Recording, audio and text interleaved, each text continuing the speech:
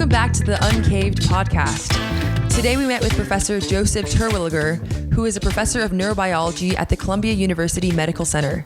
He's a true Renaissance man who started his career as a fur trapper and now researches computational genomics while also moonlighting as a professional tuba player, award-winning competitive eater, and Abe Lincoln impersonator. He's a polyglot who speaks 12 languages and has traveled around the world, including fellowships in Finland and North Korea.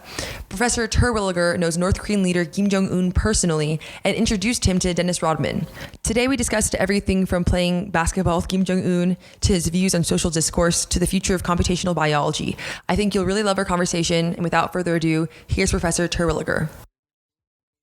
As I was reading over your stuff, the first thing that came to mind, I chuckled because I tend to bemoan to my friends quite often, like, oh, the university has given up on the project of the Renaissance man who does all these things. And look, and you, sir, might just be the exception. Oh my goodness. I think there's a lot of people like that. I think the university attracts people like that as faculty. The problem is that the role of the university has often turned into giving people a piece of paper to help them get a job rather than to actually educate. Absolutely. So I mean, for me, it was like I went to music school for university, and it was Peabody Conservatory Music, but they were affiliated with Johns Hopkins, so we could take whatever classes we wanted for fun. Oh, absolutely. So my first year, my liberal arts elective was organic chemistry.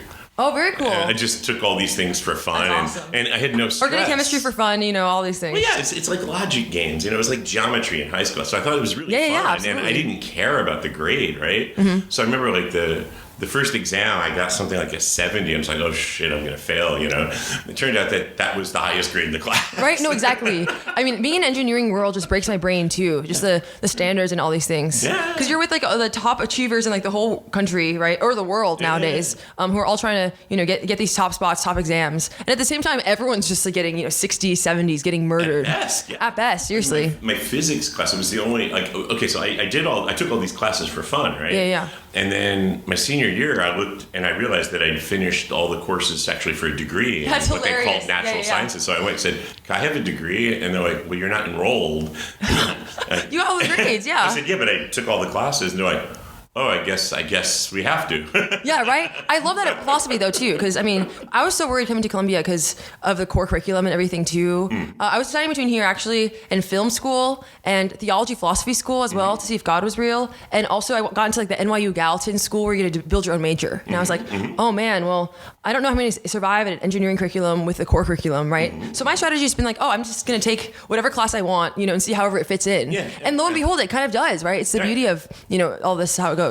I mean, basically, college shouldn't be so much about training you in skills as much as it really is to teach you how to think and help find what you're interested in. Like meta skills, right? All those things, for sure. I mean, when I was 18, I didn't even know what genetics was. I hated science. Really? Yeah, in high school. You took organic chemistry for fun. How'd that happen? Well, I took a chemistry class the summer before college at a local community college just for fun. And I was like, oh, cool. We can make really smelly things by mixing mixing things. Fun. So for sure. I thought the next one was organic chemistry. I said, well, why not? Why not? I've got nothing to lose, and it fit my schedule. And, Sure.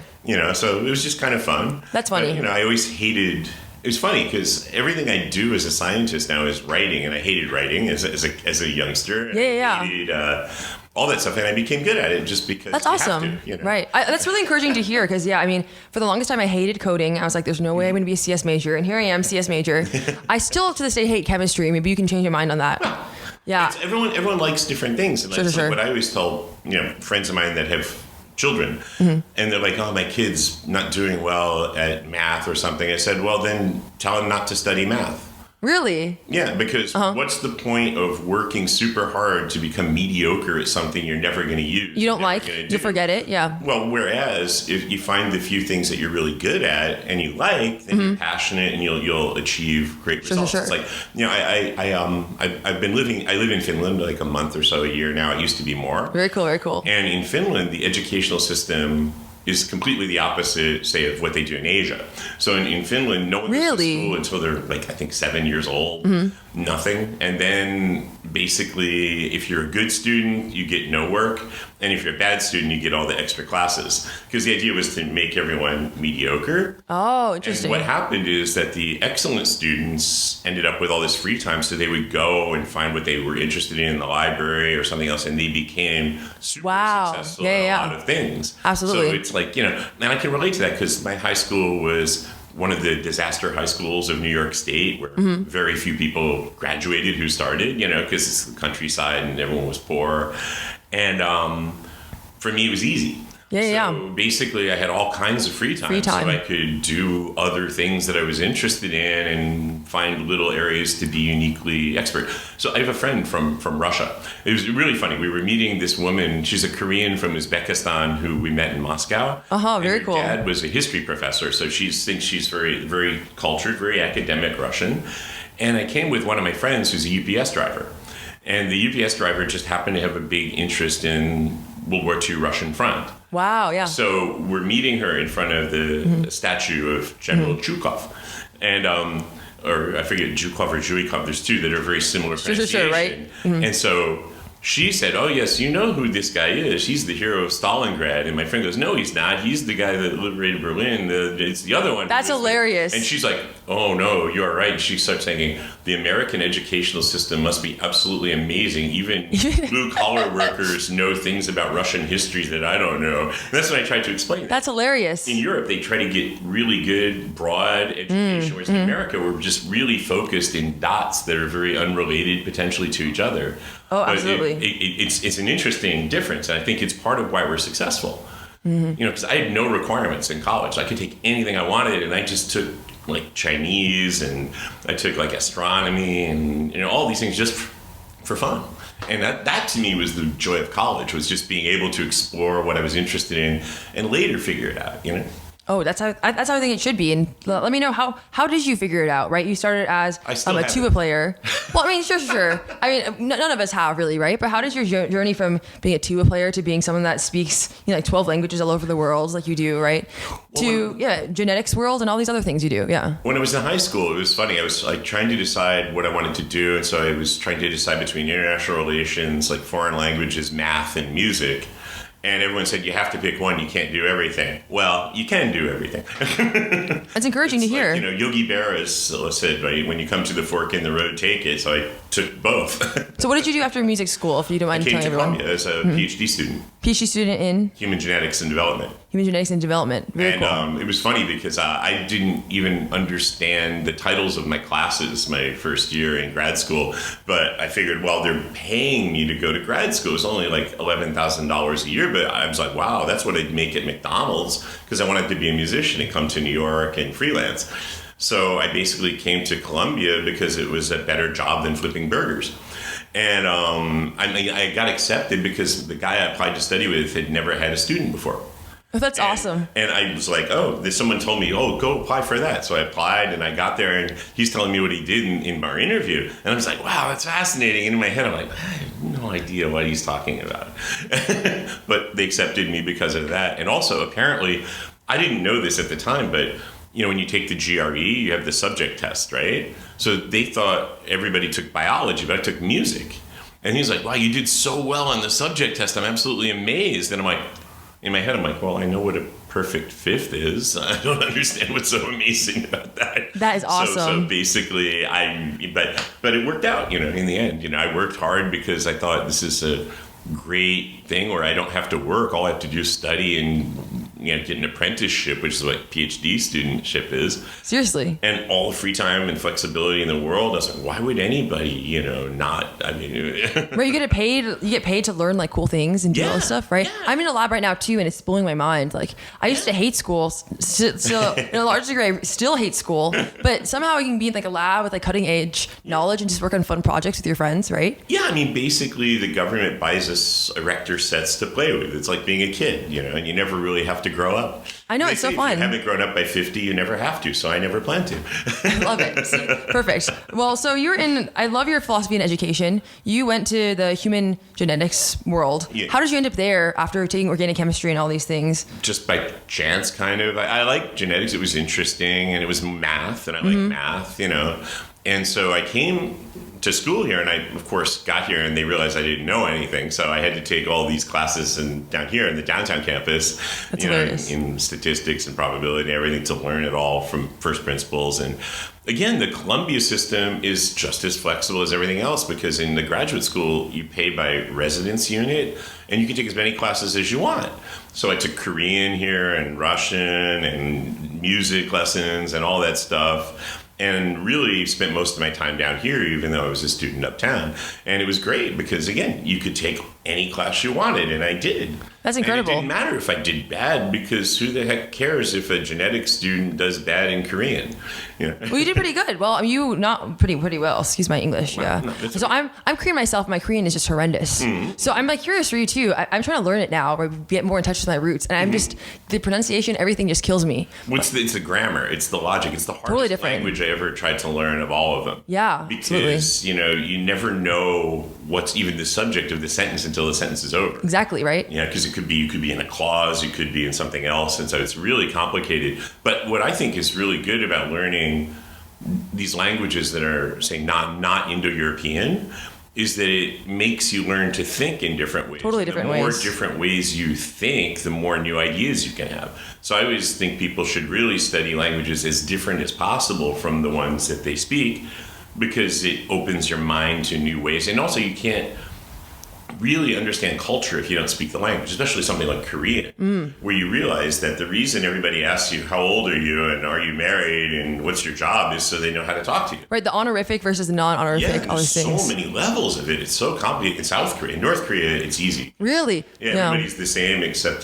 Kim Jong Un. in North Korea. So tell me about, casually, in North Korea, it's totally different. You were in North Korea for quite some time. Oh my gosh. Yeah. I taught at the university there. I used to go for 2 to 3 weeks every year on my vacations. You vacation in North Korea? Yeah, and it would be teaching. Like, we live on campus with the students, so you spend 24 hours a day with them, you eat, you live with them, and with all the other, North Koreans on campus. And the whole university is run by Americans. Oh, yes. Korean Americans, so it's mostly, foreigners, Europeans, and Americans teaching. There's also North Korean staff as well, but, Yeah, how does that work? They just have a campus that they let Americans just infiltrate? They built it. The Americans built the campus there. They gave them land. I was a Korean American guy who started the whole thing. He started with the university in Yongin in China, which is the Korean autonomous region there, and then they started one in Pyongyang. So how did you end up in North Korea, and when did this happen? Well, I was always curious because, I studied Korean here, and I'm a libertarian myself, and so that's the opposite, far that's right. possible. So, I'm also a mathematician, so you always say, well, proof by contradiction, assume the opposite and see what happens. Wow. And so it was really fascinating for me to go there and realize, well, it may be very far from a global optimum for a system, but it's definitely in a local optimum, and things work pretty well. It's very stable, and there's some things they got right, and the root of communism is the same as community, and that's one thing they understood is the importance of human networks, because we were always kind of a tribal species. We had groups, small groups, and everybody knew everybody. You all worked together and you knew where you fit in the society. And it's kind of like that in North Korea, even in the cities where they have work groups and so forth, where everybody's part of the team and they all look out for each other. So it's different, for example, from the stories you hear about East Germany, where everybody was reporting on each other. In North Korea, it's more like everybody's protecting each other. Because if you lose one person from your group, that's one less person doing the work. And so they're always protecting. So like with students, I'd catch someone cheating. We'd know someone cheated, right? Because that happens everywhere. And everyone else took the blame. Other students would just stand up and take the blame because they didn't want anyone to get in trouble. Wow, interesting. And it's very much like that. And they're always, looking out for each other. And I think that that's what, for example, defectors always say they miss the most when they go to South Korea, is South Korea is probably the most individualized for himself place in the world, and so there they don't feel they have any of this, so they lose the support networks and the sense of belonging in a social community. And that's one thing they got right. And it's definitely, I think, very good to go to places that are very different from how you think the world should run and see how they do it, because I think a lot of the former Soviet Union, the people that lived there are probably the most similar people in the world to Americans. And you wouldn't think so because the system's so different. But just like Americans, they ignore the government. They don't want anything to do with it. They give lip service to everything in public. And then when they go off on their own, they do what they got to do, Oh, 100%. Well, it's fascinating too. I mean, as a libertarian, right, I think the thing that's so often criticized is the emphasis on the sovereignty of the individual. Mm-hmm. But it's cool to have kind of an affinity for both. Yeah, right? Libertarians kind of believe that volunteerism does most things. And, where I grew up in the countryside, and, our ambulance service, our fire departments were all volunteers, right? It's just people from the community did it for free. The whistle would go off and everyone would leave their jobs, go run in and put out the fire. So I don't think that's different. It's just a question of, is the government the most efficient mechanism to cure social problems, or is it charities and other things might be more efficient in many ways, because we know government's not efficient at anything. Right. Well, how beautiful is that too, to be in a place that is the exact opposite of that and still see those principles lived out, right? Yeah. People are so dependent on each other as a result of, an incompetent government that they have to do all the things, right? That a libertarian would want of them. It's actually interesting because the North Korean system is kind of bottom up. So the people at the bottom are most responsible for what happens in their areas. So you'll see one town that doesn't have electricity and the next town does, because that town, they put together the work and put in the system for themselves. So in many ways, it is kind of libertarian. It's in a strange way. Interesting, yeah. That's hilarious. The government couldn't provide anymore after the economic crisis with the famines and so forth in the early 90s. So then people had to find ways to do things on their own, and they do, and they build networks of support groups for each other, and you do what you have to do in the system, but you also survive, and it's really interesting. People are the same. They're not like any different than Americans, really. I mean, when you get to know them, they all complain the same thing. Their kids misbehave. Yeah. My kid do his homework, and it's the same as everywhere else. Oh, right. That's so cool too, seeing the universalness of all these things. Yeah. And it's weird too that in your work you do that something similar, right? When it comes to genetics, the shared human code that we all have, right? With all these little variations. Mm-hmm. So tell me a little bit more about. Do you get to go to North Korea quite often? Then do you see them again? Now because.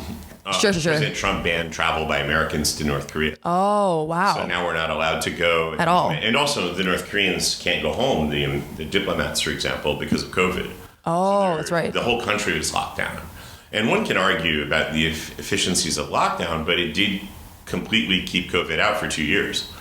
And by then it had weakened, and then it went through in North Korea in, I think, April or May of 2022 for the first time.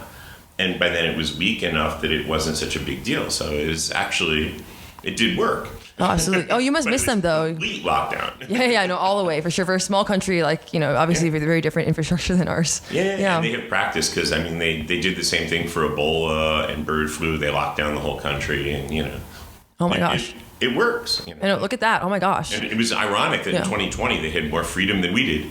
Yeah, right. When it comes to restaurants and bars and all this stuff and walk around without a mask, and That's hilarious. Oh my gosh. Well, and it's scary too because we try to get Yumi Park next. Okay. I'm sure you're familiar with. Mm-hmm. And she in particular has been pretty critical of Colombia, right? And she's like, it felt like I was in North Korea all over again with the free speech codes and all these things. Well, North Korea, the students actually are very well. They're very good. They know a lot. What impresses me the most is the university where we are, it's all taught in English, and they speak better English than South Korean students. Really? Yeah, and they have very little interaction with Americans. They don't watch our movies, they don't listen to our music, but they sound like they're from Los Angeles. They sound like you. No way. It's amazing how good it is, and I think that as part of any deal for unification, the North Koreans should be teaching the South Koreans how to teach English. That's hilarious. Wow, I wouldn't have realized that. I've heard a couple things too, like their noodles are a lot better there. The food is really in North Korea. Yeah, who would know, right? Oh my gosh, it's really good. Yeah. Oh my goodness. Do you miss it at all? Yeah, of course. I have a lot of friends there. I know. Yeah. You can't call them or anything either. Sorry. You can't call them or anything either. I imagine. Not really. I think that sometimes it's possible. I've Zoomed when I had to for certain things, but it's pretty closed, and it's pretty difficult when you're not there. For sure. Well, you've been someone too that's been a pretty big pioneer of the online education stuff too, especially with COVID and stuff. So funny, I actually am also on a team that's making videos for this logic curriculum. Okay. Aristotelian logic. You're doing the logic of genomics, which I think is super cool. I was looking at a couple of the descriptions of the videos you had. Tell me more about that. What exactly is it about, human genomics in particular that requires, more logical reasoning? I think it's, in general, the problem in science today is that it's basically become technology and not thinking. Yeah, okay. So people learn recipes and they learn technique, but they don't learn, why are you doing this? What is the question you're trying to ask? And I often end up frustrated talking even to colleagues. I say, well, what are you asking? They say, I'm collecting data to do GWAS, genome wide association. I say, yeah, but why? What's your question? What are you looking for? I say, I don't understand your question to me when I ask that. And I think that this is a problem throughout science today, where we're becoming micro-specialized, and we're also focused on big data, imagining that somehow artificial intelligence is going to solve all our problems and we aren't going to have to think anymore. Oh, absolutely. And I think that it's not even fun to do that. It's like, a lot of genetics work today is just collect more samples randomly of whoever you can get without any rhyme or reason, and just collect more and more and more, and the machine will figure it out. Oh, that's something that I've been, kind of frustrated too. I came to college like, I'm going to be the neural network expert and learn all about machine learning. And I realized, it's just these like complicated statistical processes, many of which we don't really understand how they even work, right? It's basically huge amounts of multiple regressions or path analysis, except with no rigor. There's no statistical inference. It's just sort of like, well, this is the best model of all the possible models. So whenever I review papers or theses where they're using those methods, I always ask, well, what do you get if there's nothing there? And like, I don't understand. We wouldn't even look if we didn't know there's something there. I said, well, okay, but that's not true. There might not be anything there, right? Mm-hmm. There might be no genes that are correlated with your income. Right, seriously. So I'm so curious. And they assume that there's something there, and then they find out what it is. And of course, it's largely nonsense. You can find a correlate most likely if you do all these things. Yeah, I mean, it's eventually testing. It's basically just you have multiple testing. You get lots of false positives. Maybe there's some real ones there, but you're grossly overestimating their effect sizes because, well, you're doing a ton of tests and only picking the most significant ones. Right? Oh, absolutely. I mean, it's a big problem. Mm-hmm. And their idea is, well, if we get everybody on Earth, 5 billion people, then that's obviously going to solve the problem. And I'm like, well, no, it's not. Because the problem in human genetics, unlike most areas of statistics, is increasing the sample size may decrease your power. Because instead of sampling one population where everybody's basically the same, you have to increase it and include more heterogeneity.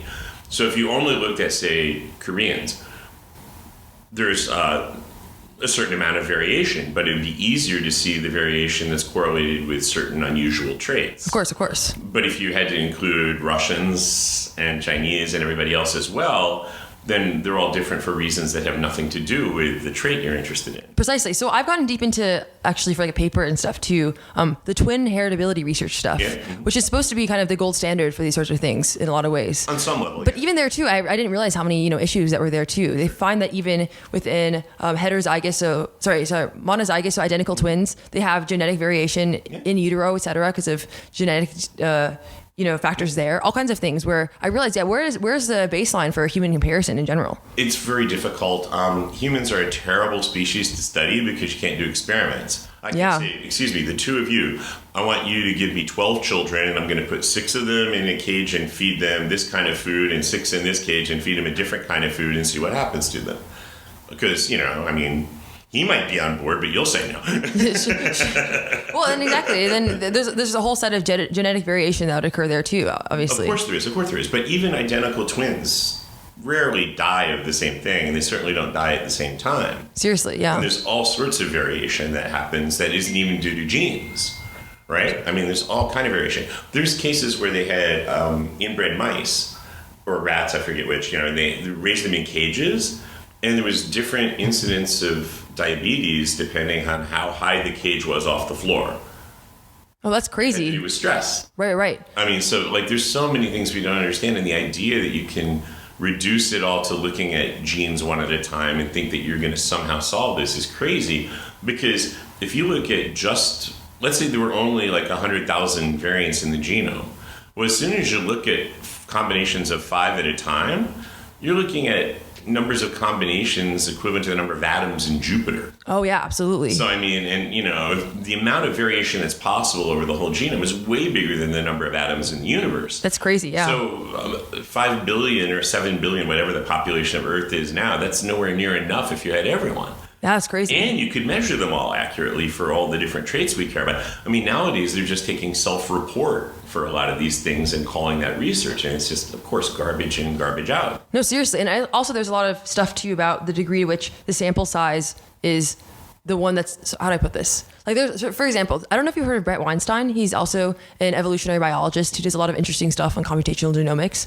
But one observation that he made too is that a lot of the rats that are used for testing come from one lab, I think, upstate New York. And the rats in that test lab have significantly longer telomeres than rats you'd find in nature. Sure. So that sort of thing would totally skew the sample size too of any sort of research that would be done. They're also homozygous at every locus and able to survive. They're very selected, you know, to be inbred strains, whereas most can't. That's why as you breed the rats, you know, to get them towards, inbred homozygous state, the litter size decreases over time, right? Oh, interesting. Because obviously they're not as fit, you know. For sure. So they're clearly they find all these genes in mice, and or rats or mice, whichever. And I always ask, well, why don't you go out to the New York City subway, catch a bunch of rats, measure your trait, and do genome-wide association, see if you find anything. Because a lot of the things that they find in rats, like the OB gene was this big one that in leptin where they had gigantic rats. Yes. It was a single mutation. But I'm pretty sure you're not going to find that mutation in the subway rats. Oh, really? Well, because there aren't any rats that look like that. Right? Sure, fair enough. Yeah, the huge ghrelin mice or whatever that are super obese. I mean, so that's what I'm saying. It's completely unnatural, but of course it's interesting. But the irony is that we think that that's good science. Yet I've proposed doing research, for example, on most of my work is on single populations. I have a big study in Venezuela working with one population, and I've done a lot of things in Finland where there's less variation. You try to do that, and NIH says, well, no, you have to have a diverse sample that looks like America. And and I'm like, yeah, but that doesn't work in genetics. I mean, you want to get rid of all that variation. It's a great thing to study a lot of different studies studying different groups. Like, I do that. But where are your control variables, right? So you can see... Well, you should do studies within each group, not between them, assuming that the same genes are affecting the same trait, because they don't. Right. Well, that's kind of a depressing picture almost of genetics research right now, that we thought that we have, the whole human genome mapped, we'd be able to solve every disease known to man. And yet there are all these, we have the great computational tools we hadn't seen before. And yet still there are all these complications when it comes to, diversity of the various organisms we're looking at. Sure. The degree to which model organisms are a good model of, upper level organisms. I'm in this class right now to go over like the fruit fly brain. Mm-hmm. And it's the hardest class I've been in maybe in terms of just the content. And still it's scary there too to see, even if we were to map this out perfectly, which would be very dubious given the tools at our disposal, even when they have billions of dollars thrown into this. At the same time, the degree to which it maps onto an upper level organism like a human is even more dubious, right? Of course it is. Yeah. Is that depressing at all to you? What do you think is the path forward? I think that those studies are better because you can do actual experiments. You can't do experiments on humans, therefore it's poor man's genetics. You have to deal with what exists in nature, which is why, most of my work is looking for what we call natural experiments, where you see something that occurred in the world that looks like what you do in a lab experiment. So, like one of my, the reason I got into Korea is we had a study looking at Korean diaspora. So we looked at Koreans who were deported to Kazakhstan by Stalin in the 30s. So they're still Koreans, but they are now on the farthest place on Earth from the ocean instead of on the ocean. So the diet's changed, the lifestyle has changed. They lost the culture, basically. And then we're looking at adopted Koreans raised in Sweden who think they're tall blondes until they look in the mirror because their families and everybody are Swedish, So it was kind of like what you would do in agriculture, where you take seeds from the same strain and grow them in different soils and different climates.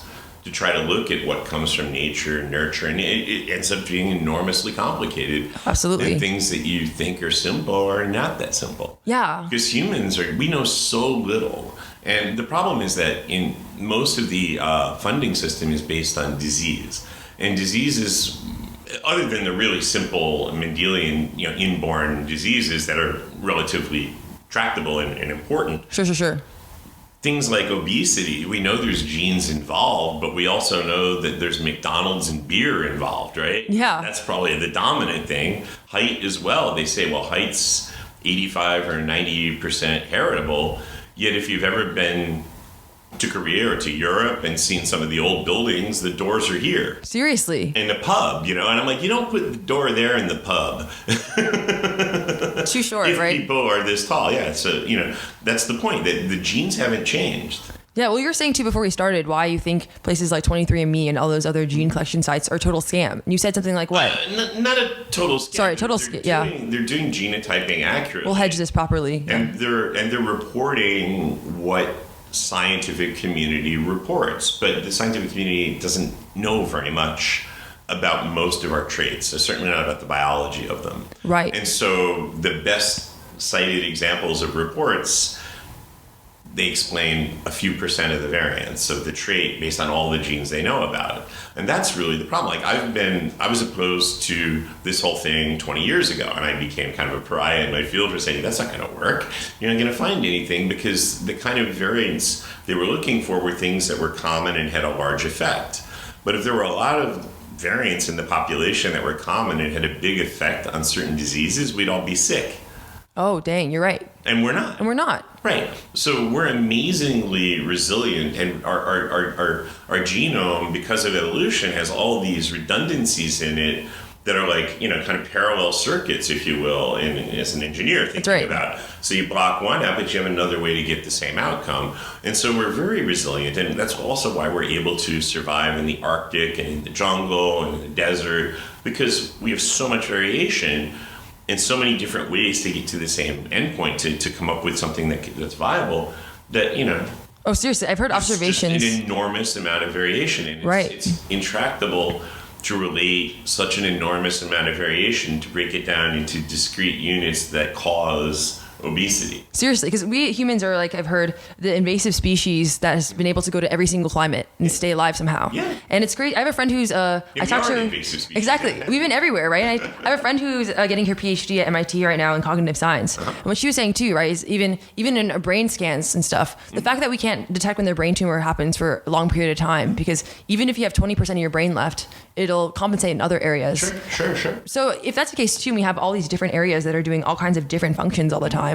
At a scale of like brains, imagine how much more difficult it would be to get a fine-tuned account of how every single gene relates to any single thing. It's impossible. Right. It's probably always going to be impossible, just because there's too many combinations, and we know they're not independent. It's like when you work with inbred strains, you can have a strain that's got one variant that's different, or two variants that's different, and then you can look at their joint effects and their individual effects, because you have an engineered system. I mean, we don't have that in humans, not even in West Virginia. Right. Sure. That's hilarious. Yeah. So, I mean, what is your approach to first principles genomics you think ought to look like, given the fact that now it's just run a convolutional neural network on whatever big data set you have? I mean, I don't even read those papers, because I know it's going to be crap, Mostly, I mean, the things that I do are I try to look for, as I said, unique, unusual, natural experiments, basically things that are weird. So I have a study, for example, in Venezuela, where we started this 25 years ago when their government and everything was functional, and we're still doing it today when it's been completely dysfunctional. So we got to see what the effects of humanitarian crisis were, because we had a cohort going for a long time. But we worked with this one community that's largely indigenous with some mixture from Europeans, and they live on sticks over the water, like platforms over the water, which is, again, why it's called Venezuela. When Vespucci landed there, he said it looked like Little Venice. Wow. Venezuela. Oh, interesting. Yeah. So anyway,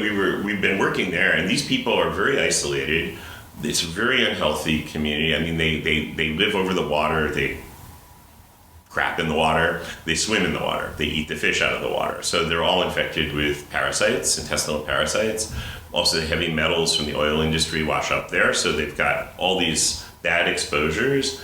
It's also not a very good social community. There's a lot of violence and a lot of drugs and alcohol abuse. Yet if they make it to be 40, they live to be in their 90s because they're older statesmen. And we did MRIs on the brains of everybody there because, again, Venezuela was a relatively rich country, so they have all the infrastructure to do these things. And so we were able to do the brain scans, and their brains looked perfect. Whereas when you went a few miles away to the center of the city and looked at people that are relatively wealthy, living a more modern lifestyle, they have very high rates of Alzheimer's and other problems and plaques in their brains and obesity, stroke, diabetes. In this population, they were extremely healthy. That's so we're crazy. Sort of like, why are they so healthy? That's a great question because it's something weird. We don't have the answer, of course, but we've been doing lots of studies of them over time for the last 20 years. And we were doing 24-hour blood pressure monitoring there starting 25 years ago. We've done repeated sampling of this. And that's where you wear a monitor all day and it measures your blood pressure variation through the day. And so one thing that came out of it was we had colleagues who work in the oil industry in Venezuela, and they'd always noticed that the problem in the pipes, which is similar to the blood vessels, is not high pressure, it's fluctuation in pressure that causes ruptures and problems. So they used algorithms that they developed for studying oil pressure to analyze blood pressure. That is so cool. So it's just like all these things that you can come up with when you're dealing in a resource-poor environment, which I think is a good thing because it makes you think. Absolutely. I mean, I started working in Finland when I was a graduate student, and Finland had no money, but they had a unique population where it's a very small population. They have a lot of diseases that no one else in their neighboring countries have because it was a small gene pool that grew up, so they're all basically related. And so they took advantage of all of these factors to find genes very fast for simple diseases that they had because they took advantage of the population structure and they had to think. Now they're just doing what everybody else is doing and not finding very much because they're not doing something different. Right. And that's kind of scary for me, too. Think different. Think different about everything. Right. And I think that's cool too, that interdisciplinary thing you talked about. Yeah. Like in my lab right now, I'm doing a research project with someone about getting how to better visualize neurons in 2D, which proves to be an incredibly difficult task because they're three-dimensional, right? To map it out in a way that's intuitive. And so none of the branches overlap, but at the same time, there's good angular resolution, so you can sort of see what's going on. And we've had to develop all these weird like graph theory algorithms that I realize are so cool. I mean, there's applications of them in botany, there's applications of them to even video games, sort of thing when you're visualizing trees. And it's crazy too that you're right, in resource-constrained environments, you see all these weird pockets of innovation. That's maybe where our libertarian sentiments may come in, right? About the importance of that sort of thing. It's also math, because what is math really? It's the study of symmetry and like looking at problems in different areas and seeing that they're the same problem. Yeah, it's beautiful. And that's basically what I've always been interested in. Just look for the similarities between everybody, whether it's politics or biology or engineering or whatever. It's like you can see that it's the same. Like, as I said, in North Korea, it's the same. The dynamics are the same. The problems are the same. They're just expressed in a slightly different way. Precisely. You know? And in many ways, they're happier than we are. I mean, I certainly think in many ways they're happier than South Koreans. Wow, very cool. And the reason is that South Koreans have a lot of stuff, but they don't have networks. The networks. They don't have close relationships like they do there. Maybe in South Korea, a lot of people were attracted into churches and different unusual religions, if you will. And part of that is because the community was missing. You know, they were always a feudalist society, and in feudalism, there's a lot of things wrong with it, but you have community. Wow, yeah. And North Korea kind of continued the same system. And so they had the same sort of relationships with people they had in the past, whereas in the South, they changed dramatically, and it led to perhaps a lot of the attraction of Christianity even. Interesting. Because it was not really a big force in South Korea in 1930. The community networks, for but sure. In 1950 it was. 1960 it was. Yeah, wow. Interesting. The sociology there is very cool, for sure. But I think it all is the same exact problem. It's like, seen in multiple places. What do you do when someone removes all the rules, like libertarians want to do, and all of a sudden you don't have them? You look for other ways to get them. Look for structured systems that are similar to what you're used to. And in some ways, the church filled parts of that role. In some way, the chaebols did, like Samsung or Hyundai. Because if you go to Samsung, you wake up in the morning and you sing the Samsung song, and then you work at a Samsung building, you live in a Samsung house, you have Samsung schools for your kids. They provide everything. They're like, seriously, like mini North Koreas. Oh my gosh, yeah, the community building surrounding the corporations in South Korea, I've only learned about recently, and it's been so fascinating to see too. Look at that and compare it to like what North Korea is, and that's why in North Korea it's like it was like a natural progression in a way. So like I talked to a lot of people that study, and I sort of like, in some ways, South Korea is the weird one, not North Korea, because North Korea is just kind of continuing the old system. The feudalism. It went from feudalism to Japanese colonization, and North Korea is much more free than Japanese colonization was. And so for them, it was kind of a natural progression, whereas in South Korea, the democracy is great, and I believe in it, and I'm all for it, but its cultural context is missing in a way, because the culture in Korea was very hierarchical. As you know, like you say, you have to know how old someone is, how much money they make, and are they married to know how to talk to them in Korean. And so this was suddenly removed, and they had to invent ways to get it back, kind of because socially they needed it. Wow, that's crazy. I guess, do you see this too? I've been toying with this idea a little bit that's why that's one of the large dangers I see in particular of an increasingly atomatized system of education, right? Because it seems to me so much of the innovation that you're describing comes through the plurality of various fields and then finding the linkages between them, like the beautiful symmetry of mathematics. Sure. And from there, obviously, you sprouts all kinds of communities, all kinds of, a network of ideas that you don't see as often in the universities. Yeah. Is that something, I imagine, is that something that you're also concerned with, or is the diagnosis there correct, do you think? I think the part of the problem is that there's too much specialization. So, as I said, I was a music student in college, and I went to grad school in human genetics. So I didn't know anything that everybody knows. And that's how I got a career. Because I remember I went to a conference, it was in the 90s when I was a newly finished my postdoc, and I was speaking in Sweden. And all the big shots in the field were there talking about how they wanted to go find all the variation that caused diabetes, cancer, and all these other traits.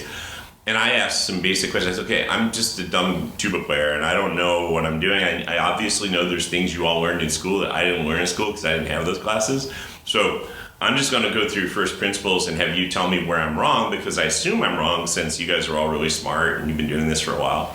And I went through my arguments, and I was the last talk of the day, and all these big shots stood around asking me questions for like an hour and a half before dinner, and that's when I realized the emperor wears no clothes. But it's only because I didn't know anything that I asked questions, and I thought from first principles about these things. Oh yeah, absolutely. And so that's what I always say is like, you don't want too much specialized education if you want to be in research. You need to know technique, obviously, to some degree, but if you want to be a big picture person to ask real questions, it's often good to know who to talk to who knows everything. Oh yeah. So I see my job largely as I know enough math to talk to mathematicians. I know enough about medicine to talk to doctors and understand what they're saying. I know enough biology to talk to biologists, know what they're saying, but they don't know how to talk to each other. Mm-hmm. So I'm the guy who helps them talk to each other, and the evolutionary biologists as well. I'm not an expert on anything, but I have a basic knowledge of lots of different fields, so I can build teams that include social scientists and mathematicians and all these other people, and help them explain their problems to each other in a common language. Oh, very cool. Yeah, if anything, so it's all translation. Basically. Translation, precisely. I thought of this a lot too, in terms of my friends and I joke that we want to go into cognitive science and create like a common lexicon together that can be used universally across the fields. Mm-hmm. I think something that's been, seriously, right? Oh my gosh, every philosopher's nightmare, right? But from the perspective of an undergrad, it's both refreshing and also kind of terrifying to see. Oh yeah, there's some fields now that are starting to emerge, like computation biology, where no one really knows what's going on, right? No one can be an expert in everything that's going on, right? Because people are really good into the math world don't know the bio side. Sure. People who are really into the bio side have a difficulty with a lot of the code stuff too. And a lot of the problem today is that nobody bothers to read papers from 20 years ago. Oh yeah. So that I 20 years ago, we used to do mostly studies of families and look where relatives shared something. There's a whole methodology about this that no one seems to know about today, because they're only focused on unrelated people when they do genetics, and when they get relatives, they throw away the relatives because it makes them non-independent. Right? But so we did a paper using the old method because we had the data, And someone who was a head of statistical genetics at some university said, I've never heard of this method, and can you please explain? And so I responded with references to several books about it. And he's like, that's not standard. I don't know this. Really? Yeah, because they don't, they're only, like, right now there's so much technique you need to do what you do today that they don't learn the basics and the history and all that stuff. It's also true that, like, today, because epidemiology is a field basically where people used to look for environmental factors, mostly related to disease, so they had a lot of samples. So they took those samples, sent them to a genotyping lab, got genotype data on it, and now they call themselves geneticists. And they analyze it with the same tools that they did when they're looking at, smoking or diet or other factors like that. And they're ignoring kind of the fact that the real strength of genetics is that we're all connected by evolution. And it creates all these correlation structures and similarities, even between Drosophila or this table and us, right? I mean, this is like 60% identical to us genetically, right? So that's a lot. It's wood for those who are listening. It's wood, wood table, for sure. Yeah.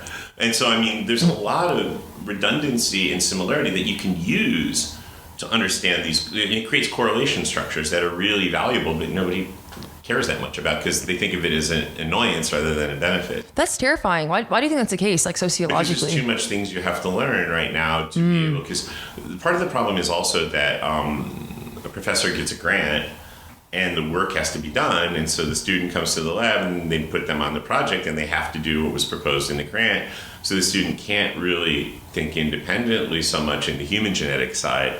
They have to be basically lab technicians. And that creates an environment where they're also discouraged from questioning, because if you start questioning that, you become a problem for the professor, because he may agree with you, but he can't say that. Right. The dogmas of the field, I imagine. Well, I'm curious too. I knew it'd come up eventually, but you're in a field, I imagine, that is subject to a lot of controversy, perhaps, if you're not careful. Human genetics? Oh, well, I mean, I think if I'm understanding correctly, it seems like I guess in some ways people are reluctant to see any sort of biological differences between people of different regions or something like that. Yeah, but I mean, that's, I think for a good reason to a large degree. Yeah, but people say things for political effect, like the fact that we're all 99.9% identical, but we're 60% identical to this wood table. Sure. Right? So, I mean, that's not interesting. The parts where we're all identical, like we're 90 some odd percent identical to a rat. Well, why? It's obvious. We have 2 eyes, a nose, a mouth, lungs, an intestine, a stomach, same basic structures. Obviously, they're not going to be done by different genes.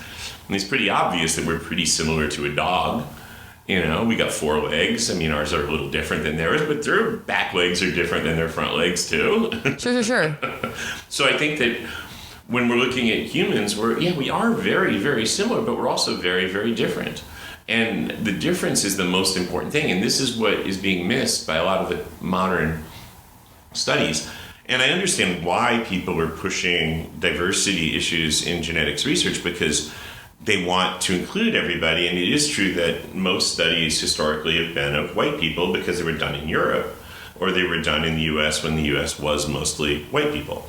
And so there is a bias, and that does need to be corrected. But the way to do that is to fund studies that focus on single groups, because within a group, the variation that causes some disease is going to be different than it is in another group, right? Absolutely. So with Alzheimer's disease, there's this one ApoE, there's a polymorphism in that explains an enormous part of the risk of Alzheimer's in white people. But it's a very common variant in black people. And because it's common, it can't have a very big effect size, because, if it did, because it's about compared to the baseline. For sure. So when everybody has something or some variant, it obviously isn't going to show up as a major risk factor. Well, it's terrifying. I've looked into, if my understanding is here correct, but it seems like there are a lot of phenotypes that are as a result of particular genetic combinations too. Oh, absolutely. And if that's the case, precisely, right? And that makes it even more difficult to tease out too, right? Because you could have a gene that's very, very important in the development of all these different diseases. Yep. And it's to go totally under the radar because it's common amongst a lot of people, but only with this certain cocktails there that it produces a phenotype, right? And but also more importantly, even things that are rare, like in breast cancer, the BRCA1 gene or something has thousands of variants in it. And the variants that are in it in Finland are very different from the variants in it in Korea. So you need to study all these other ethnic groups because the variants and the causes are almost always different. Yeah. And that's what matters. So that's why, I mean, look, if everybody was all genetically the same, we wouldn't need to do studies of diverse populations. Because that would be a contradictory argument. The reason we need to do those is because the causes of disease are very different in different populations, partially because combinations of genes are different, partially because evolutionary history is different, and partially because culture and environment are different. And that's a huge factor. Oh, absolutely. You know, like I said, people in the 1800s were much shorter than they are now, and the genes haven't changed, right? The environment changed. So I think that it's very important to consider all of those factors. And yes, we should be doing studies of all kinds of diverse populations, but not in the same study. Sure. You should really focus on one, because if you focus on one group, it's easier to isolate what's unusual. You know, if I was looking at me and George Foreman and asking why we're both fat guys, I could say, well, we eat a lot. But if there's a genetic cause of it, it's probably not the same genetic cause because the history is so different and our backgrounds are different. Definitely.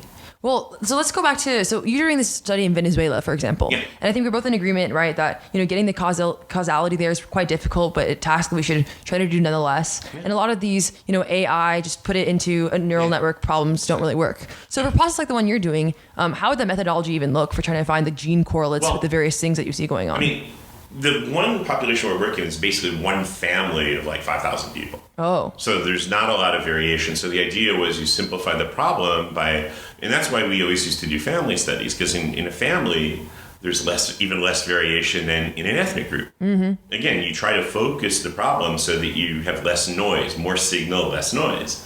And within a family, there's even less noise because there's less variation. And twins even, and even less. Yeah, sure. But then there's only one comparison. Sure. Precisely. Not 5,000, right? But I mean, one of my former postdocs is now the head of the Swedish Twin Registry, which is probably the best one in the world. And they've got tons of data and they can answer a lot of cool questions.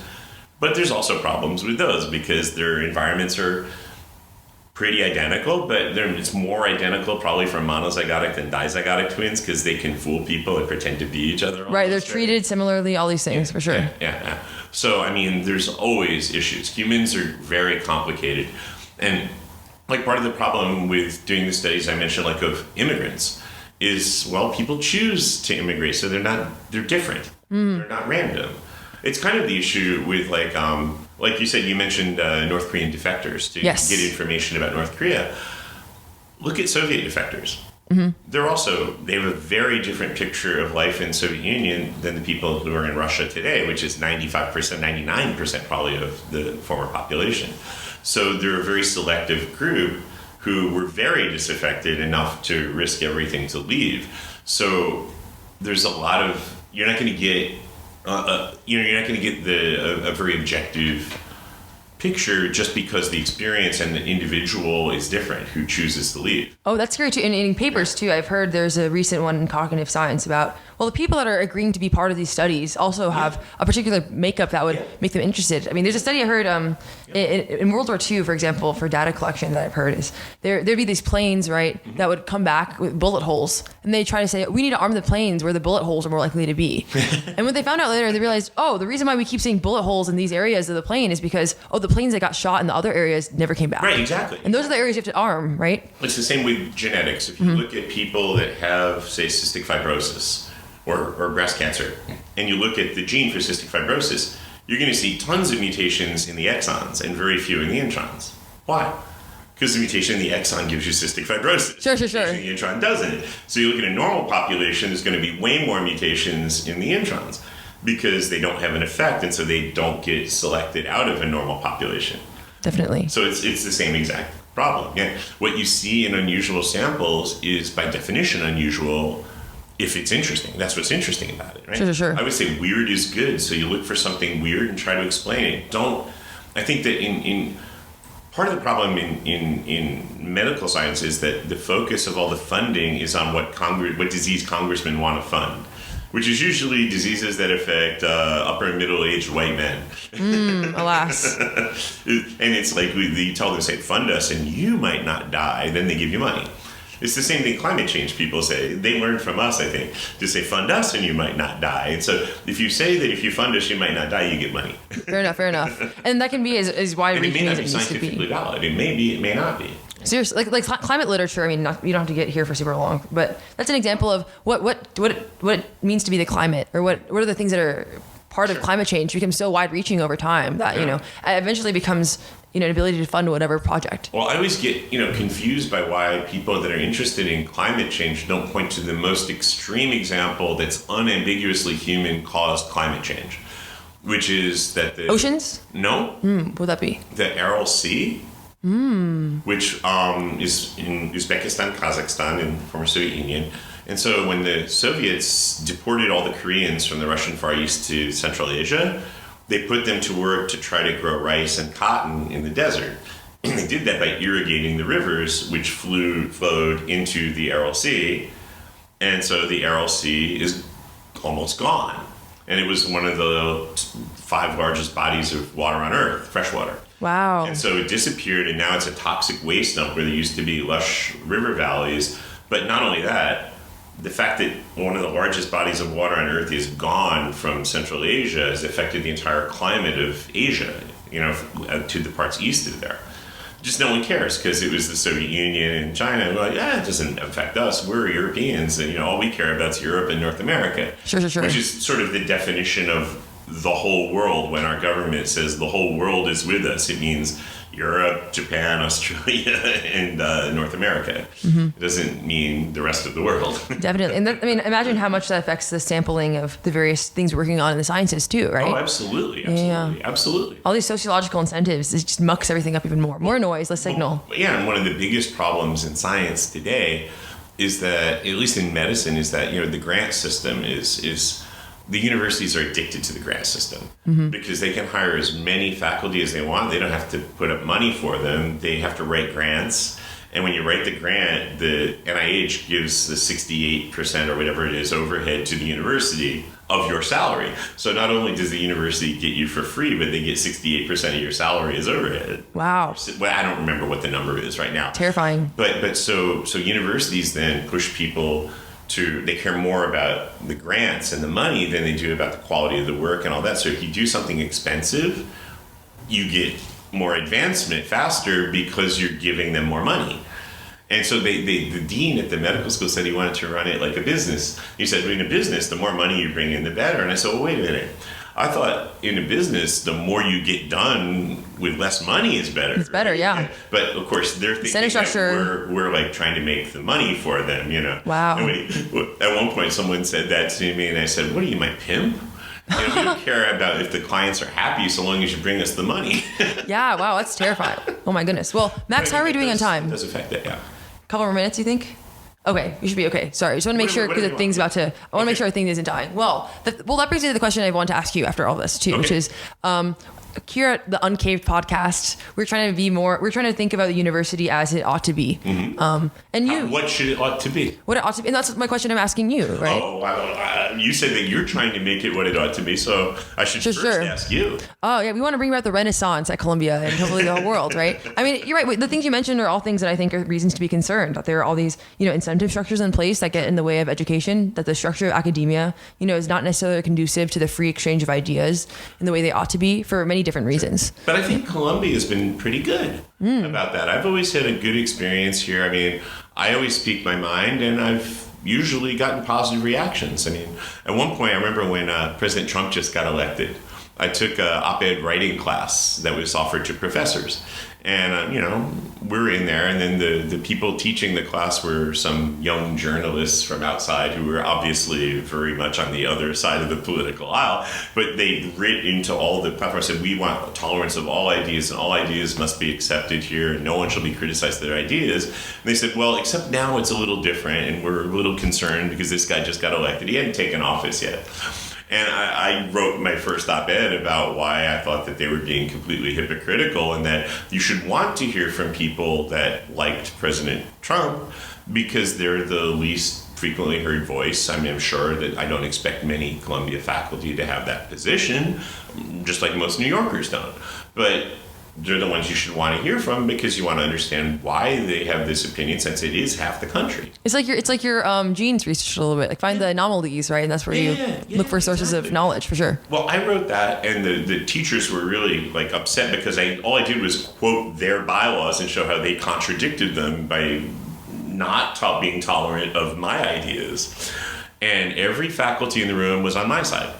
And they all said, yes, people like you should be talking more, and we all encourage this. And it was humanities, there was someone from African American studies, there was history, there was sociology, and they all were on my side. Oh, wow, that's really encouraging to hear. I've never felt any resistance from any of the faculty at Columbia or the administration to my saying what I think. Oh, I love that. Awesome. And I think it's because I do it in a friendly way. I mean, if you have an opinion that you know is not what other people agree with, you don't want to be angry. You want to be friendly. Absolutely. And I think, especially today, it's like there's so many people look angry all the time. A lot of people on the other side seem angry or upset about something, and you can't respond by being angry or upset. You have to respond with a smile and listen. The other thing is, I think we all complain that people don't listen to us. I'm not sure that's true. I think people listen if you talk to them in a respectful way and you listen to them. Don't assume you know what they think. Don't assume you know, even though you know what political persuasion they come from, that doesn't mean they agree with their leaders on everything. And I get this all the time because, I'm a scientist. So when COVID came through, I was going every week. They had these symposia on COVID. And they brought in all the experts uptown. It was online.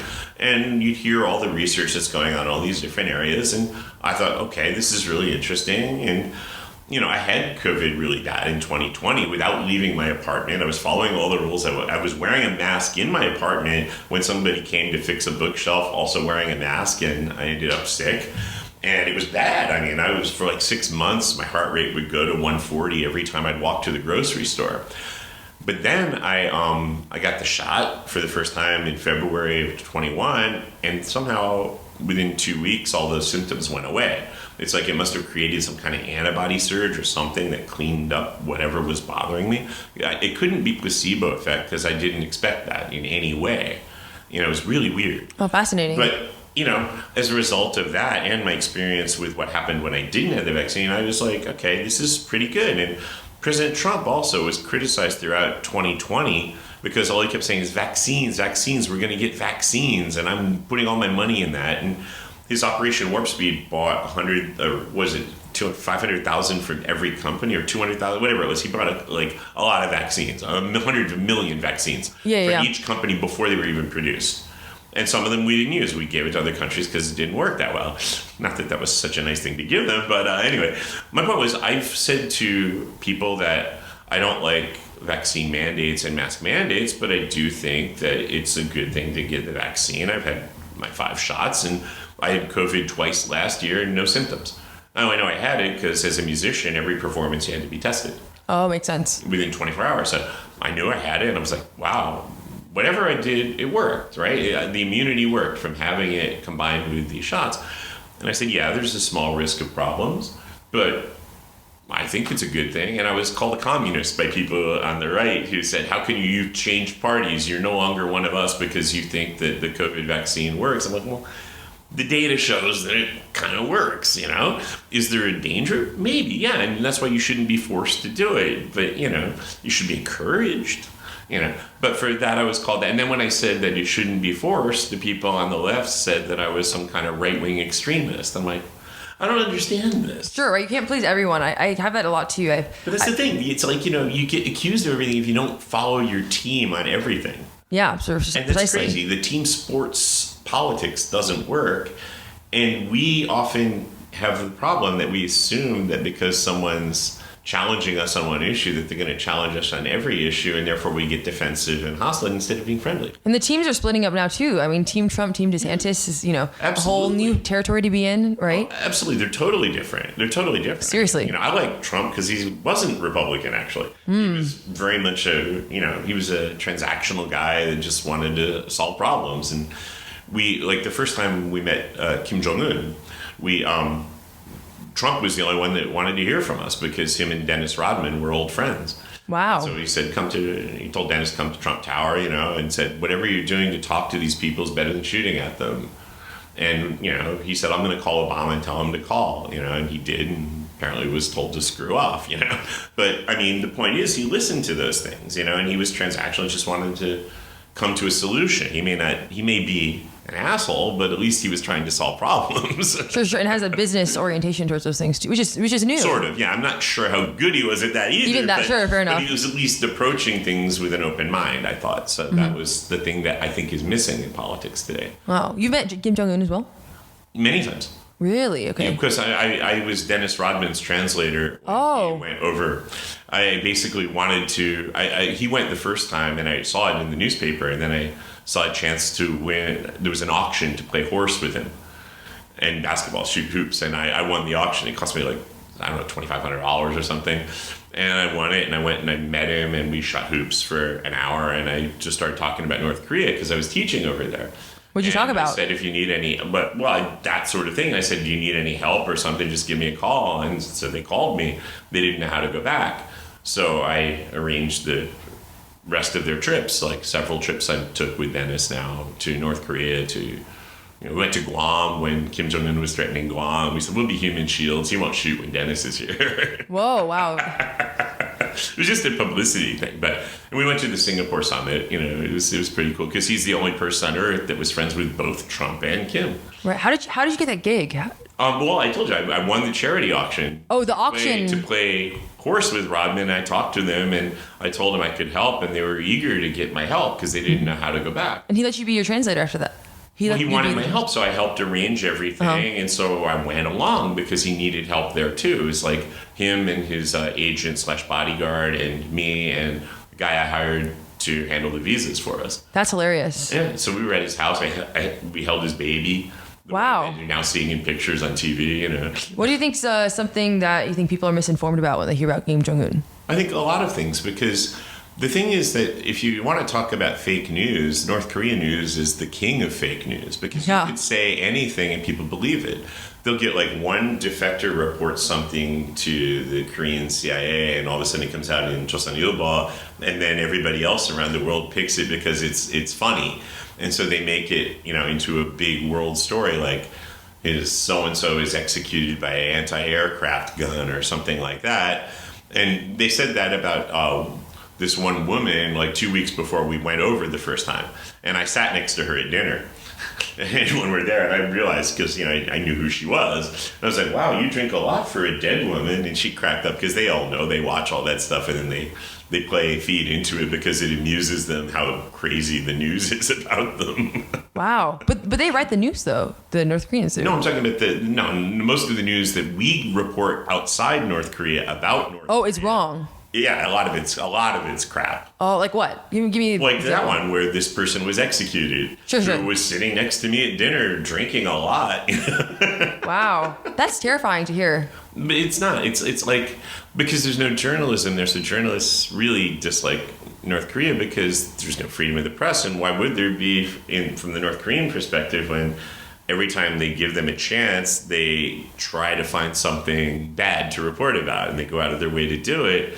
And they always feel like they don't get a fair shake because they know they have problems, but the exaggerated things that you see in the press are very exaggerated. So before I went there the first time, I read everything I thought I could read about it. I studied the language. I studied the North Korean dialect in China for a couple months and everything just to get myself ready. And I went, and nothing was what I expected. I mean, the people are even the government, they're all innocent. They're super innocent and kind and hi. And part of that's because they have not a lot of personal responsibility.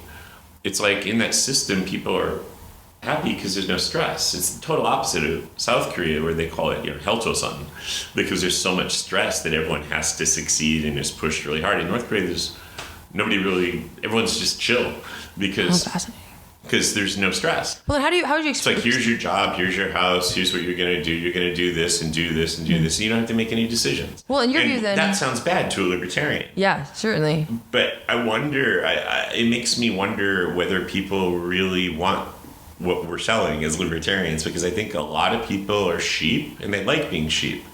And there's very few of the shepherds or the wolves, the independent ones. And I think that's a lot of the defectors, for example. They just totally didn't fit in a society where they're told what to do. I wouldn't. But I think a lot of people, it just makes life easy when you don't have choices. Oh, wow. Because, well, it's not my fault. We're all in this together. And so, there's no stress. Well, what do you think and their success or failure is not their own fault. Sure, so they can blame it on the government. Well, you just say, well, it is what it is. And everybody is in the same boat. Interesting. And so I think there's so many things that we don't really get. And I think part of the problem is that as much as defector stories are really important to understand, they're not a representative sample. As I said, they're the wolves. They're the ones that totally didn't fit enough to risk their lives to go away. And that's less than 1%. The rest either find their peace with the system or they work within it, Kind of like you guys do at Columbia, where you feel like you can't say what you think and you just sort of go along with the system to some extent, right? Sure. I mean, well, it's mind-blowing to hear, your perspective there. Have you considered, you have the rare opportunity of being able to talk to people inside and outside of North Korea. Yeah. Do you see other channels of communication that you see developing, like interviewing them there? What do you think the future of journalism in a place like North Korea could even look like? I don't think they're very open to journalists because they feel like they always get screwed by them. Like one thing Kim Jong Un said to us, like we put on a basketball game there, right, where we brought a bunch of NBA superstars, retired guys to play against the North Korean team. And we told him we would do it. We said on his birthday, because the reason is that then they can't change the date, because North Koreans always want to change the date and change the schedule, and they couldn't then, right? Sure. So we get there, and Kim Jong Un said to us, he goes, wow, you're the first Americans that kept their word. Oh, dang. That we actually did what we say we would do. And because he says, and you guys don't say nice things to us all the time, but you say the same thing to our face that you say behind our back when you leave the country, because they read the media and find out what we say. And it's the truth. We say the same things to their face that we say behind their back, and it's very diplomatic and very honest. Dennis is a straight shooter, Sure. How do you think that shaped your views on diplomacy with North Korea, for example? Well, I think part of the problem is that most of the North Korea experts in that community in DC have never been there, and a lot of them don't speak the language either, And so they're reading books written by people that hadn't been there and all this stuff. And another big part of the problem is like the nuclear question, right? That's what I was going to ask about. Weapons. And so I asked Kim Jong Un, what's up? Or Rodman asked him, and I was translating. And Kim Jong Un's answer was, well, he said, Saddam Hussein gave up his weapons of mass destruction and let weapons inspectors in the country, and you didn't believe the weapons inspectors who said there was nothing there, and you killed him anyway. Gaddafi gave up his weapons of mass destruction to President Bush in exchange for security guarantees, and then you killed Gaddafi. Pakistan harbored Osama bin Laden, your number one hated person, but you didn't do anything to Pakistan, even though you didn't much like their government either. He goes, I understand this, so I don't want regime change here. And American policy, people openly said they wanted the change of government in North Korea. Interesting. And I couldn't argue with that. You're not concerned at all by nuclearization attempts by the North Korea? Of course I am, but I understand if I was him, that's a logical, sane thing to want. Sure. Because it's a deterrent to prevent us from trying to overthrow the government. And it makes it, the fact that he has them, if they're actually deliverable, makes it even stranger to me that the policy of the United States still seems to be aimed at change of regime with all the sanctions and everything else, because obviously the people with their finger on the button are the most loyal possible people who have no future if they fall, right? So the only time they ever use those weapons is in the case where the regime's going to fall, right? As a last-ditch salvo. It's there as a deterrent. They're not stupid. They're not crazy. I mean, they're not going to launch a nuclear attack on anybody because the whole world will unite against them if they did. And they know that. And they'd be history. They'd be gone from the face of the earth. And the number one objective is stay. I said, if I said to you, let's assume that you suddenly took over the government of North Korea, and there's two main objectives. One is to stay alive. Number two is to keep your job. What do you do? We're the realists, after all, in the grand scheme of they're realists after all, right? Yeah. Like in the grand scheme of international relations and those things. Incredibly pragmatic and successful. They managed to survive the fall of the Soviet Union, who they were largely dependent on. People in the U.S. government were saying, "Oh, they're going to collapse. Let's just increase the pressure," and they're still saying that, and it's obviously not true. There's basically no resistance in the country because people are too busy because of all the sanctions. Plus, planned economies, I think, don't work in any situation. So I would say if you really wanted to pressure the regime to change, give them everything they want. Get rid of the sanctions and let them fail. And what's a fair playing field that would be seen as a fair playing field? Oh, really? So I guess because they right now it's like they feel like they're in a state of war and everybody's against them. So it's a unifying thing for the people. Like kind of like when the Germans bombed England during World War II, thinking that would reduce the satisfaction of the population, turn them against the war. It hardened the population. So you think someone like Kim Jong Un, like in good faith, really truly believes that it's solely in virtue of like American sanctions, for example, that they have the regime issues that they do? Well, I think that it is a huge part of the problem, and part of the reason is that North Korea has some of the world's largest deposits of rare earth minerals, like Afghanistan does, right? That you need for batteries and touchscreens and all that stuff. And if they were allowed to sell it freely on the open market, they would be like Saudi Arabia a little bit, right? Potentially. And so that's a risk. But I think that's a good thing because, first of all, let's assume that North Korea, let's say in a hypothetical, the government's gone tomorrow. South Korea doesn't want to go in there and take over. Of course not. Because the economic costs would be ridiculous. It's like so much more different than East and West Germany.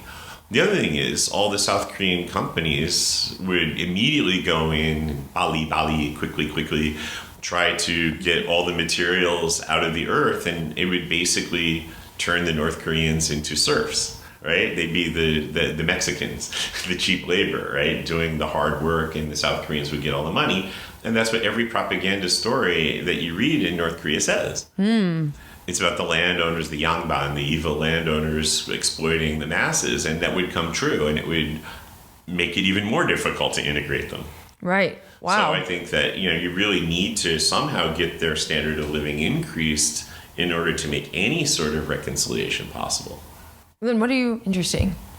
I used to be more into the NOCO research when I was younger, but right, that's fascinating. The problem is that there's not much that you get that's useful. Right. I learned more from reading their newspaper, even knowing that it's mostly not that interesting propaganda stuff.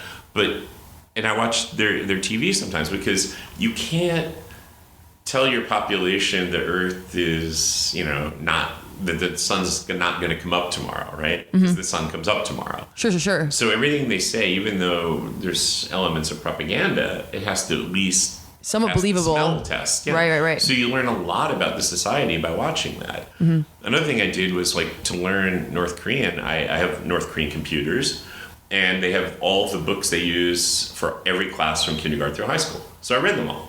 Wow. And it even has the feature where you highlight the word and it'll give you the English. So I got a North Korean education. I read their books, and they have this class called Socialist Ethics, and every story is almost the same as the stories I hear in Sunday school without this sort of supernatural component. It was sort of like be good to each other. Someone's in trouble, help them. It was all the be a good person kind of stories, and it just told me that basically that's serving a very similar function to what we got in society from the church in the West, which was morals and values and that sort of thing. So it was really just interesting to see how similar what they learn and the values that they have are to the values that South Koreans have. Then what do you think is the reason for such different manifestations of those values in terms of political structure, I think liberties, etc.? It was a fallout after feudalism. Sociologically. It was obviously liberating compared to what they had before. And it was also similar to the past in terms of the culture and Korean culture and everything. So, and I think as a result of the separation of the two sides, they've each metastasized into more extreme versions of what they could be. So it's almost like the South is the most extreme capitalist place on earth, and the North is the most extreme in the other direction, and they are pushed to be even more different from each other by the pressures caused by whatever 70 years of separation have caused. Absolutely. So I think that's created a lot of the extreme nature of the divisions, and also the fact that both sides for so many years demonized the other because of the same purpose, that it makes it harder and harder to see the similarities. But as someone who's spent a lot of time in both North and South Korea, their people are the same. I mean, it's like so similar. And a lot of it comes from the fact that the same values, the same principles are just taught in different ways. Oh, well, they're from the same families too, right? They were split in half not too long ago. Sure, but I mean, you look at Koreans in Kazakhstan or Koreans in Sweden or something, they're not. Really? Okay, interesting. Because they've lost the culture and they've lost all of that stuff. But there's a lot of cultural similarity you've seen between the North and South, nonetheless. Yeah. Extreme similarities. Do you spend a lot of time in South Korea as well? I over the years, I've been there probably 30, 40 times. Sure. I've taught at SNU and UNCAVED. Oh, really? Yeah. Very cool. And we had lots of collaborations when we were doing this study of overseas Koreans around the world. Do you get are you seen as controversial on either side for the views you have about the other? No, I mean, people are curious, so they ask questions. Yeah, absolutely. So, it's like in North Korea, you ask people, what do you think? It was funny, I was in North Korea once and I wanted to buy DVDs because I wanted to learn the North Korean accent properly, right? And they open up the case, it's all South Korean. Yeah. It's like, no, I want the North Korean ones. Oh, we don't have that. Interesting. You had to go to the official stores for that. It was kind of funny. But so then people know what it's like in South Korea, but from watching Korean dramas. And what they'll say is they say, I want to go to South Korea to go shopping and then come back here where people aren't crazy. Wow. Because if you've ever watched Korean dramas, I love crazy. Korean dramas. Yeah, but the characters are all crazy. Yeah, sure. It's like every woman in those has borderline personality disorder. Yeah, I mean, some of them more crazy than others. Sometimes the dude is up to his own deals. They're crazy too. Yeah. Was it now South Korean men wear more makeup than American women? That sounds about right. Yeah. I mean, to a North Korean, that's like, what? The materialism. These people. Yeah. Wow, that's true, right? On one hand, you see, the same cultural values in a lot of ways, but manifested totally different economic, political systems. Yeah, I mean, like Squid Games could have been written by the North Koreans as a propaganda film about the South. Oh, wow. Interesting. That is fascinating. Well, I've never met a libertarian, with these views on North Korea. So. Well, I mean, you have to have an open mind. Yeah. And I think, again, that's the whole point of things like Heterodox Academy's idea is not to have your views dominate, but to have all views expressed and discussed and keep an open mind. And always say, what if I'm wrong? Which is what I say all the time. It's like if I go to another country, I say, well, I have preconceptions, but let's assume I'm wrong. And then I go in and try to learn. I try to, when I go to different places like Venezuela or something, I try to be like Captain Kirk was supposed to be and just observe and not get involved in, development of other cultures. Just try to learn by watching, And I learn a lot by watching. Yeah, I bet. And I get to go to a lot of cool places. Like this week, I'm going to the border, Mexican border, and we're trying to do a study across the border in Matamoros. We're going to go Brownsville, Texas, and Matamoros, right where the crisis is happening. And the State Department says do not travel level 4 or whatever. But we're going. How'd that end up happening? Huh? How'd that end up happening? Just trip to the border. My colleague who I'd been doing this Venezuela project with, she was my classmate at Columbia, and she was here at Columbia. And then I helped her get a position with my colleague on the border there because it's more convenient. So she now lives in Brownsville, Texas, which is right on the Mexican border. And she's working on the Venezuela stuff, but trying to do more capacity building in Latin America. We're trying to help develop telemedicine or phone-based apps to teach thinking. Like our critical thinking classes also that students try to learn to question everything they're doing, which they never learned in school because they were too busy learning techniques. And that's what we've been doing throughout Latin America with her. And so she got a phone call. Actually, interestingly, I think it was Ilhan Omar called her. Really? Yeah, because she testified before Congress and met her and said, why don't you talk to my friend? And she put AOC on the phone. And AOC's like, I really want to do something to help the Mexicans stay in Mexico. And we'd like to do some cross-border studies there, because presumably their health is better on the Mexican side of the border, for various reasons. So they wanted to fund doing some sort of study. And so we're, going to go see what happens. Wow. But again, it's like keep an open mind, talk to everybody, be friendly with everyone, including people that are have different political perspectives. Even if they're North Korean. Yeah. So you don't think he's like a bad hombre, Kim Jong Un, anything like that? Well, I mean, he's in a system that is what it is, right? He didn't create the system. Like the death camps, all the things, the horror stories you hear from North Korea. I would assume a lot of truth in those things. I think that in any poor country in the world, prison is nasty. And the poorer the country, the nastier the prison is. And that's, I think, universal. I wouldn't want to go to Thai prison either, right? Sure. And you go to Thai prison for criticizing the king. Well, even, I mean, like I was listening to Coleman Hughes talk about like the prisons in even Alabama in the last like 10 years, and it's terrifying even here, right? I would much rather go to prison in North Korea than in America. Why is that? Because I don't it's a hot take. I think in North America, there's like most rapes in America are of men in prisons. Yeah. And that doesn't happen in North Korea. Really? Yeah. North Korean prisons. Yeah. It's they're too weak probably. Too weak. Sure. Different culture. Yeah. But I'm saying I think that our prison system is terrible. I mean, we have more. According to Amnesty International, we have a larger percent of our population in prison than North Korea does. So, we don't really we live in a glass house criticizing. Sure. But I mean, the statistics there, I imagine, to a large degree, is opaque to us. I think it's terrible. Yeah, I wouldn't want to go. I wouldn't want to go to prison there. But I obviously haven't seen any of that stuff myself, so I can't comment on it. Of course. I'm completely ignorant of it in terms of personal experience. Right. Well, I have to ask you while we're on the topic again, and then we can talk more about Mexico, because I'm curious about that. Sure. What do you think the best odds for something like reunification would look like, given your inside knowledge of North Korea? My Korean relatives, I'm sure, would be dying to hear your answers to this question. Well, I think the problem is that South Koreans don't want it. Reunification? Yeah. Most people under 30 really don't want it because they know the cost would be enormous, and they care about money and their lifestyle more than they don't feel any kinship with the North. I think the people in the North are more interested in reunification. Yeah. Really? Yeah. Well, it's part of the story all the time. Like all their songs are about it, and everything they're taught in school is about the need to have unification and so forth. So I think that the people want it. The government doesn't want it at all. Right, right. Of course, sure. People are afraid of North Korea attacking South Korea, and I think that's the dumbest thing in the world. Really? Yeah, North Korea doesn't want their people watching South Korean TV or movies. They certainly don't want to suddenly have 80 million or 60 million worldly South Koreans into their communist paradise, right? Corrupting their people and people that have experienced the world talking to their people and influencing them. Right? They obviously don't want that. They view North Korea as kind of a parallel to like Garden of Eden in a way. Who does? North Korea. North Korea does. Yeah. And so they don't want the contamination from the outside world. They don't want to open Pandora's box. And that's why they view the internet. It's kind of like there is a lot of crap on the internet, right? Sure. And so their scientists, they want to find ways to have their scientists have access to that material because you need that to do science.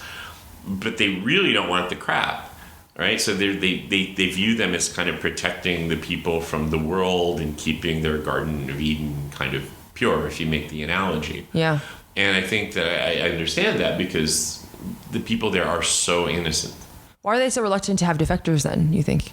What do you mean reluctant to have defectors? Oh, like North Korea. Like they don't let anyone leave. Sure, but South Korea doesn't want people to go to North Korea either. They stop people, their citizens, from going there. Sure, but South Koreans let their people go to anywhere else though. Right. But isn't it weird that they don't let them go there? Like I would say to the South Korean government, I'd say like if you've got somebody who's a South Korean citizen who prefers that, buy them a ticket. Why do you want a fifth column that's against you in your country when they're willing to go?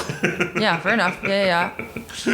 But they do have a problem now because there's a number of defectors who feel so disaffected in the South because of this lack of community support that they try to re-defect to the North. Really? There's a lot of that happening, yeah. Wow. And the South Korean government is very vigilant in preventing it because, again, it's bad PR. Yeah, absolutely. And that's the same reason the North doesn't want it. It's bad PR. Because I know, to me, none of it made sense. The Soviet Union keeping people, it's like, why do that? Exactly, yeah. Buy them a ticket, get rid of that, and then you have, if your goal is to stay in power, get rid of the opposition. But it's more about the PR perspective. Sure. You know. That totally makes sense. Okay, then Mexico too. What are you doing? What work are you doing there then? I'm going to find out next week because I've never been, and my colleague, we talked about it before, and we're going to go down to sort of see the site, see what's possible, talk to the researchers, and try to write a grant proposal. Something about genetics still. Yeah. Like we did with the Koreans. We had Koreans in Korea and in Kazakhstan and in Sweden to compare a nature-nurture thing. Mm-hmm. The idea was to do something on the other side of the border since they're starting to do something anyway in Brownsville. It's like a mile to the other side of the border. Right. And you can just bring the people over to measure them, right, in the MRI and everything else, which is like, it's a quarter mile. I mean, you can see the wall from the office, it's that close. And then it's more focused on seeing the health metrics of someone that's trying to cross over versus a native Mexican. Well, no, it's looking at people who live in the U.S. versus live in Mexico that aren't trying to cross over. Oh, okay. Interesting. Yeah. Just comparison. Same location. Yeah, but it's a different country, different culture, different health. Fascinating. And everything. And the assumption is probably the ones that stay behind are healthier. The ones that come to America. America tends to make people less healthy, right? Why is that, you think? Because you get fat when you come here. You eat McDonald's and you don't do anything anymore. You don't work anymore. It's like that's really the biggest difference in our society compared to why obesity and all these things are such epidemic proportions. It's not our genes. It's the ready availability of food all throughout the year, combined with the fact that we don't do any physical work. How do you feel about the Ross Dow thought sort of decadent society analogy here, or thesis of what's going on? Explain what you mean. Oh, sure. Well, there's this Catholic guy from the New York Times, and his whole thing is about how, he characterizes a lot of the various problems we see as a problem of decadence. Okay. The fact that our sciences aren't sending things we don't have a space program anymore. That's really been effective from the government side. We don't have a lot of innovation in a lot of the sciences, as he would say. I don't want to be misquoting him. Maybe we'll have him on at some point. Ross Dow thought. But he also says too, he sees that stagnation in a lot of our politics, a lot of attitudes towards not looking towards the future, right? In a way, it all comes from. Is that American? Yeah. Life is easy. Yeah. And when life is easy, we invent problems. That's what's causing all the things that you guys see as big problems dealing with your classmates. Sure. It's when life is easy, you look for something to complain about, or you become decadent or something like that. I'm not sure that's necessarily a bad thing. It's just a matter of coming to balance and figuring out where we're going in the future and how we're going to move forward. I mean, the internet has done more to change the way we live and affected all of our culture and everything than anything else. Oh, absolutely. Just the fact that, like when I was at Columbia, you had to talk to everybody and had to be friends with whoever you'd find because there was no internet where you could find people that were like you. So, I don't have any, right now it's like I have almost no friends who are conservative. Oh, wow. All my friends are liberal, progressive. At Columbia? Like that. And in life, general, everywhere. I live in New York. I'm a Columbia professor, and I'm a tuba player. Yeah. It's not a hotbed of conservatism. But you know what I'll tell you? Everyone is telling me that you should never tell people what you think about politics. But I did the opposite. I just said, fine, this is what I believe. And you people know, you've known me for 20 years. I'm going to say what I think. I like President Trump, and I said it openly. And everyone's like, oh, I could never, even conservative musicians say, I can never say that because I won't get any work. They won't hire me anymore. Well, I got more work because I said it, because there's all these people. How'd that happen? Because there's so many people that have the same views that just don't say anything. Because why say something? And so people called me and said, oh, I love what you say. I want to hire you instead of these other, and I want to hire you to work with me and all this stuff. So I've gotten tons of work because of it. For music? Yeah. That's cool. What kind of gigs did you do for that? Well, I do a lot of that example in particular happened to be Easter, Christmas gigs, nice. Which I've done anyway, but we got much better ones now, because of that. Orchestra work, chamber music stuff, this week I've spent the whole week arranging Korean music for a brass quintet, because tomorrow we're playing a 80th birthday party for an old Korean guy, and we had to arrange all the music. It's arirang or what? It's all kind of stuff. Folk stuff, yeah. Folk songs, North and South Korean. Very cool. Yeah. That's fascinating. And we have an orchestra in New York that plays North Korean music 3 times a year at Merkin Hall. Yeah. It's it's so fun, because people love it because they don't know what it is, or because it's something new, Yeah, well, do you think, you said earlier that you think that the university attracts people of your kind who are interested in all these sorts of things. Do you think that's the case? I mean, absolutely. Really? Who wants to go into academics where there's no money? I mean, I could make a lot more money if I was in the private sector than I make here, but it's fun. But I have freedom. Yeah. And it's like, what's the purpose of money other than to buy freedom, right? It buys you the freedom to do things you want to do. But as an academic, I have all the freedom in the world if I take the right approach, It's like, do I care about having the most money and the most power in the university? No. What I care about is having the most freedom to do what I want to do and the research I want and ask questions that are fun. And I have that here, And you also have the freedom to think outside the box because there's not the pressure, Especially now I have tenure, so there's not even economic pressure. Oh, congrats. To write grants to do something, And so it really frees you up to be an independent thinker. And that's really the point of the tenure system, for example, is to let people be free to do the crazy things that lead to, possible advancements and different ways of thinking.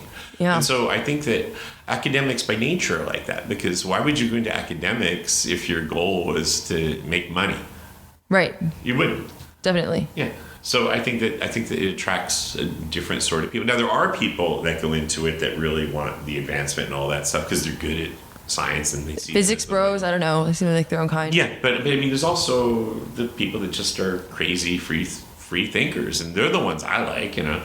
The faculty that I hang out with are all like that, and the rest of them I'm just like, yeah, okay, fine. Sure. Meetings do what I have to do, but they're not the people I would choose as friends. Right, and your friends are the ones you call AOC about and go to Mexico for. Yeah, exactly. People that are just willing to think outside the box and try anything and are willing to talk to anyone and not be concerned about things like politics or anything.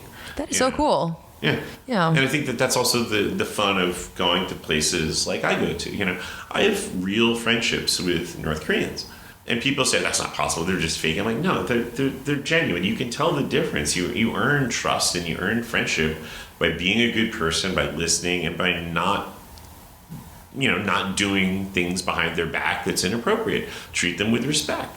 Like you treat anybody else and treat them as equally human.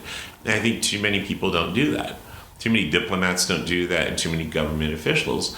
Like the reason that they care so much about North Korea's nuclear program isn't really because they care so much about North Korea's nuclear program. It's because they don't want proliferation to other places that are more dangerous. Sure. I don't think anyone's afraid North Korea is going to launch a nuclear weapon. That's just stupid. They're more afraid that, well, maybe Iran will, or maybe Afghanistan would if they had one, or maybe Al-Qaeda would or something. And those are real concerns. But that's what's dominating in the American diplomatic approach to North Korea over the actual solution to what's happening in the Korean Peninsula. And that's unfortunate for the Koreans. And I mean, Kim Jong Un's approach to say, well, I want a deterrent, and I agree he would be insane to give it up, given what happened to Saddam Hussein and Gaddafi. That would make no sense. And yet that seems to be the hard line everyone's trying to draw. For sure. And I think that's not ever going to lead to a solution that either side's happy with. You have to live in the real world. It's kind of like with the Ukraine and Russia war. It's like everyone on TV here says, well, this war can't end until Ukraine gets Crimea back. And I'm like, well, that's just not going to happen. That's not the real world. I mean, you can keep giving them arms enough to keep the war going, but you're not going to change the outcome unless it becomes World War III, and nobody wants that. Definitely. Concessions are to be made, right? Idealism. Yeah. It's not. Yeah, idealism is important to have, but you also have to deal with the world as it is, not as you wish it was. And you can't. You have to accept what's reality, and that's the thing that science should give people. Like the Genome Project, you have to accept that reality is that there's a million variants associated with height, so you're never going to have the whole thing solved. That's just reality, and people are resistant to accepting reality. Sure. Wow. Well, it's giving me a lot to think about. Thank you so much. I think maybe we'll land the plane here because we have stuff on North Korea, we have stuff on your work and all these other things. What's your final closing message, if you have one, to any Columbia student who's considering a PhD or is interested in the sort of work you do, wants to follow you? Think for yourself. Don't believe what your professors tell you, including me, unless you can convince yourself of it from first principles. I also think that, for professors, the main rule should never be in telling students what they should do, but rather telling them things that they shouldn't do when they suggest it based on our experience. So I know that won't work, don't do it, because it's been done before, and you don't know that, but it has been tried. It shouldn't be ever to discourage people from coming up with new ideas. And unfortunately, the university is becoming more and more conservative, where professors are more and more trying to make their students just do what I say and don't think for yourself. And I think that's a bad thing. So I always encourage people to resist that. I always told my students they were ready to get their PhD only when they told me I was full of shit and they were right about it. Yeah. Because until then, you're not an independent thinker. And they should know better than I do what their work is about, because it's their whole work. And for me, it's just one little thing. So again, you should always question everything, talk back to your professors, and think for yourself, and don't let conformity rule the day. That goes for everything. What you think, you should stand by until it's proven wrong, and be willing to be proven wrong. Yeah. Because we don't know everything. Yeah, amen. I think that spirit of intellectual honesty, I'm a huge fan of your work as a result of. So thank you so much, Professor, for coming on. Yeah, and looking forward to seeing more of your work in the future. Best of luck with all your stuff in Mexico and all other kinds of research. Great, thank you.